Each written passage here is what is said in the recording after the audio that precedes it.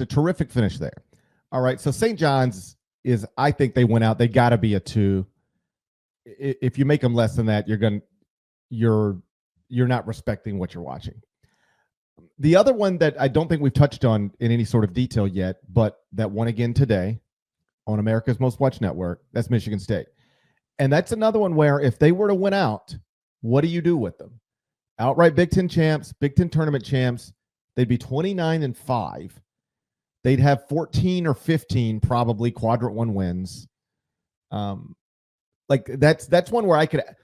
Here would be my prediction right now. Auburn is a number 1 seed one way or another.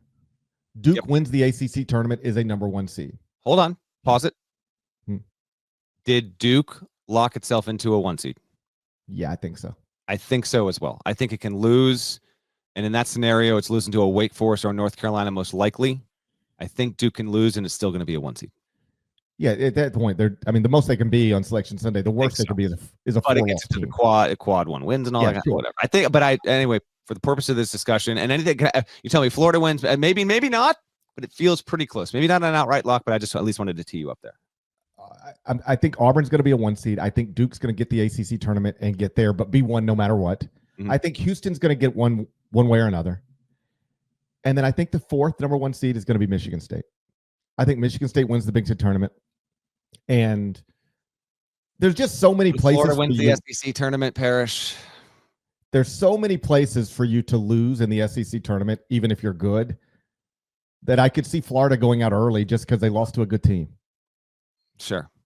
But if Florida were to win the SEC tournament, they're going to be a 1 seed. That's not even... I'm going to ask you. I actually talked to Bubba Cunningham on HQ on Sunday afternoon, and I asked this very question. Okay, so I'm going to ask it to you as well. What you think should be the case? I basically asked him, and he gave a note. He didn't give as much as I wanted. I asked him when it comes to this exact scenario, a Michigan State, a double champ, even a St. John's with not quite as likely, but let's Michigan State. They sweep the Big Ten if they win the Big Ten tournament. Okay, they'll be a double champ. They have won. Michigan State, by the way.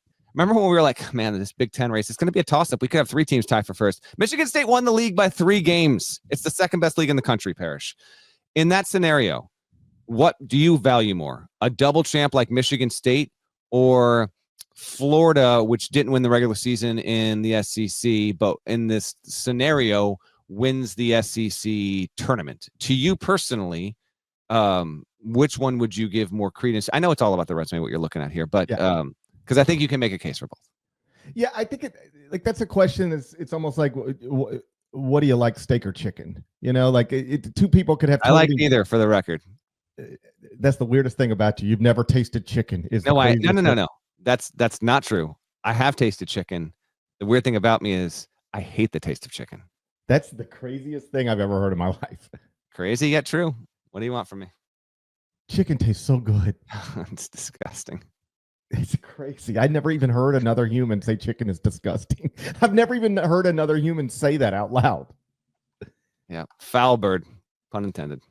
That's a wild opinion to hold. Yeah. Right? Listen, I'm not saying everyone else is wrong. I get it. Most people like the taste of chicken. I can't help the fact that from the age of like 6, I could not stand the taste of chicken. It wasn't just that. It was a lot of meat. Your boy here is a pescatarian. It's a lifestyle. Anyway, you were going to, you were like Michigan State's chicken and Florida is steak. That's what I think where you're going. Here we go. Auburn, number 1 seeds. Let's predict number 1 seeds on Selection Sunday. Predict them Not right where now. You would have it now, what you think it will be on Selection Sunday. I would go Auburn, Duke, Houston, and I'm going to say Michigan State is a Big Ten tournament champ. They're 12-4 in quadrant 1 right now. All right. They've got 12 quadrant 1 wins. It's not as many as Auburn, but that's a lot. If they win the Big Ten tournament, they are going to have a resume that is good enough, provided Florida doesn't go to the SEC title game and loses to Auburn or something like that. My prediction, Auburn, Duke, Houston, Michigan State. What's yours? All right, Auburn, Duke, Houston, Michigan. That's your prediction. Yes. All right, I'm going to predict. Or conference champs. I'm telling you, like, we got a week until this bracket comes out. Oh, my God, I love this week. For me, even though technically not true, the NCAA tournament might as well be here because we have this kind of stuff in addition to the auto bids happening and the guys playing for at-large status in and out. I love it. So I'm gonna put this prediction on the table, and I'm very confident I'm going to be very wrong. Okay, Auburn 1 seed, Duke 1 seed. It wins in the ACC tournament and whatever. We're good to go, and it's clear there. Houston has been outstanding.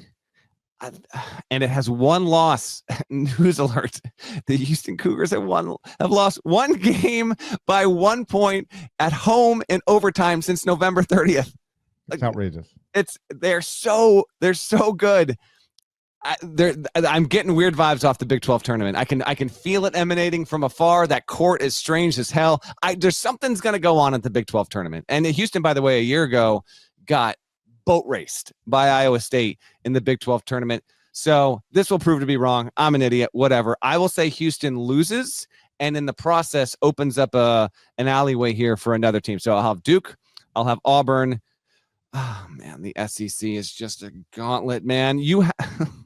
And I think Michigan State's going to get picked up. Like, the Michigan State has been playing amazingly well. Okay, right now, Tom Izzo, which, by the way, Nada, let's link. I did a huge deep dive on Izzo and Dusty May. We published it Friday in the lead up to today's game. Michigan State destroyed Michigan. But Izzo gave me, he gave me too many quotes, which is always a great problem to have. But half the stuff he gave me, I couldn't even fit into this. I need Michigan State to make the Final Four so I can use what Izzo gave me before it dies on the vine. Please go read it. He was awesome, and it was a juxtaposition about him and Dusty May, two different guys at different points of their careers, coaching at rivals, and yeah, I know there was some good response there from both fans in those groups there. MSU, the point I'm making is that it's 8-1 down the stretch. Only loss to Indiana. Hoosier fans, we're getting to you. Don't worry. We have this is a loaded podcast. There's so much to get to. I think Michigan State will get picked off in the Big Ten tournament. I can't tell you who, although I can tell you the bracket real quick here, Parrish, which actually might help me answer you in not so short order. So Michigan State's the 1. It will play the winner of Indiana, Oregon. If it wins that game, it would play UCLA potentially, or Wisconsin. Bottom half of the bracket, Maryland's the 2. Michigan is the 3. Michigan State can win the Big Ten tournament. Let me be completely clear about this. Some funny business there too. So I'm going to say Michigan State loses, Houston loses, and in the process, the SEC gets a second 1 seed. And with that, I'm looking at this SEC bracket right now. If you got Michigan State and Houston both losing, yeah, I'm going to say need a third SEC team. Maybe. Well, that's the other thing, is that what I asked Bubba Cunningham about on Sunday on HQ is I said, how much do these conference tournament results actually matter? That one, he did not give me nearly a satisfactory answer. He was like, every game matters, every game counts. I would like to believe that, but at this time of the year, I don't want to say with increasing frequency, I feel like some years it hits more than others. In the SEC in particular, we get to Selection Sunday and we're like, wow, it looks like what happened in Nashville over the past 4 days didn't matter whatsoever. The SEC, for whatever reason, that seems to be more consistent than any other league. But I did ask him about that. I didn't get quite a satisfactory answer. Auburn's the 1 in the SEC. Florida's the 2. Bama's the 3. So Florida and Bama would play in the semis on Saturday if they both advance. I can't bring myself to think that Alabama's going to win enough to get the 1, Parrish, because of the loss volume, and it probably needs to win the SEC tournament. Oh God, I could be bold as hell and just say Bama wins the SEC tournament. Although, GP, if Bama won the SEC tournament, would it shock you whatsoever to discover that it still didn't wind up on the 1 line on Selection Sunday? It wouldn't shock me, because they're still going to have 7 losses, even if they win the SEC tournament. And we've seen what that SEC title game is about. Yeah, and they don't care about that. I love Bubba, and every committee chair says the same thing, but then you get the bracket and it's not obvious to you that what just happened in these tournaments matters that much, particularly once you get to Saturday, Sunday. Now, I want to be clear, I'm not calling anybody a liar. I'm just saying it feels like every single year we get the bracket and we say, I can't believe this team is seated here. It seemed like they would be a little better given that they just won this game Saturday night or Sunday morning. And then somebody else will say, yeah, but they don't really pay attention to Saturday night and Sunday morning. They're just trying to get the bracket done. That is a common conversation every Selection Sunday, and I assume it will be this one too. All right, I'm going to buck up and just give you the answers. Auburn, Duke, F it. I'll still go with Houston. And then, you know what?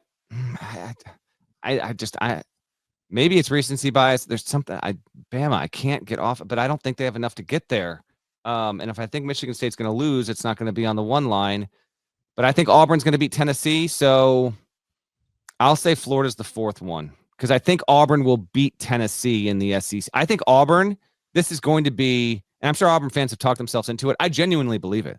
I think losing back-to-back games to end the regular season is going to kick their ass in gear and put them into the SEC championship game at minimum.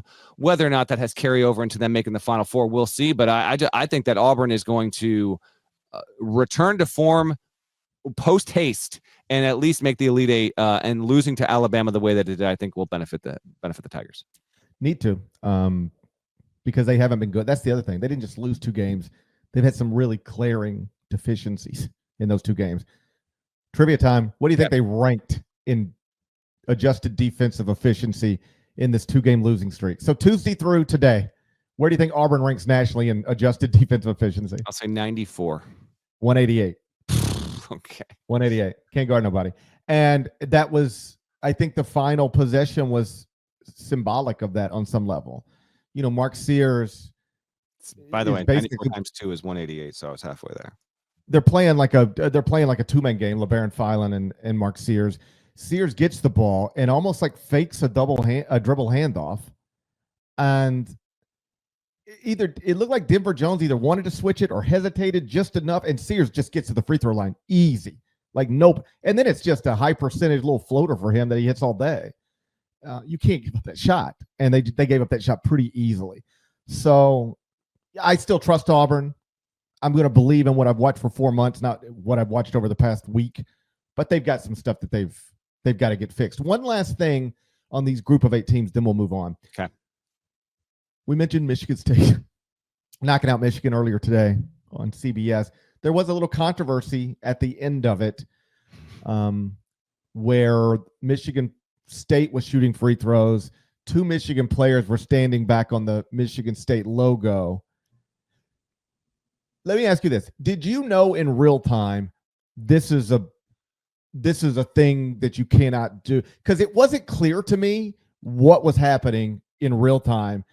And then I was reminded, well, Michigan State players kiss the logo on the way out, and the Michigan players are standing on the logo. Get off of our logo so we can kiss our logo. Like, that's what that was about. Yeah. And it was not clear to me. And Dusty, I don't know if you saw the post-game press conference, said as much after the game. He was like, are we not allowed to stand at midcourt when they're shooting free throws? And then they were like, well, it's a tradition. And he's like, okay, I didn't know.